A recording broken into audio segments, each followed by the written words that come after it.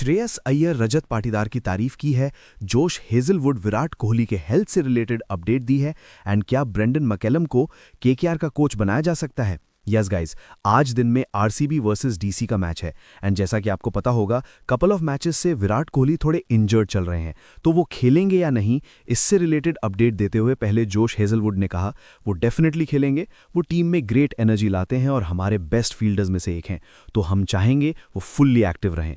Knowing him, वो ऐसे बंदे नहीं हैं जो साइड में बैठ जाएं, वो हमेशा इन्वॉल्व रहना चाहते हैं और इम्पैक्ट क्रिएट करना चाहते हैं। देन श्रेयस अय्यर का रिसेंटली एक इंटरव्यू आया था जहां पर उनसे क्वेश्चन पूछा गया था, विच कैप्टन पास्ट और present would you love to pick the brain of. तो श्रेयस अय्यर ने जवाब दिया था रजत पाटीदार।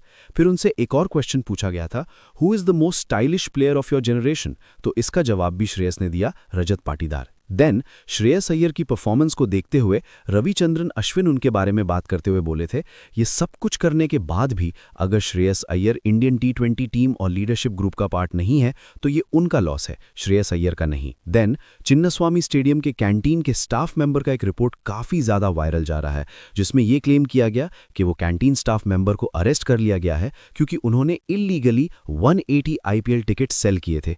टिकट्स को रीसेल किया गया था at higher prices during high demand matches like RCB versus LSG. Then आपको रिसेंटली मैंने बताया था कि खलील अहमद इंजर्ड हो गए हैं एंड उनके रिप्लेसमेंट कौन होंगे ये अभी तक कंफर्म नहीं हुआ है। एक फॉर्मर मुंबई प्लेयर स्पॉट किए गए थे सीएसके के नेट्स में, जो कि है आकाश मधवाल, एंड उनके बारे में टीम सीईओ ने कंफर्म किया कि मधवाल एंड उनके साथ कुछ और बॉलर्स भी हैं जिनको अभी सीएसके नेट्स में ट्राई कर रही है for the replacement of Khalil Ahmed. Then Kevin Pietersen एक बहुत ही बोल्ड प्रेडिक्शन दिए हैं कि केकेआर के इतने खराब सीजन के बाद उनके नेक्स्ट सीजन में कोच कोई और होने वाले हैं। उन्होंने इसके बारे में ट्वीट करते हुए लिखा था, Baz McCullum will be the coach of KKR next season. इस ट्वीट को बुकमार्क कर लो, लेट्स सी ऐसा होता है या नहीं।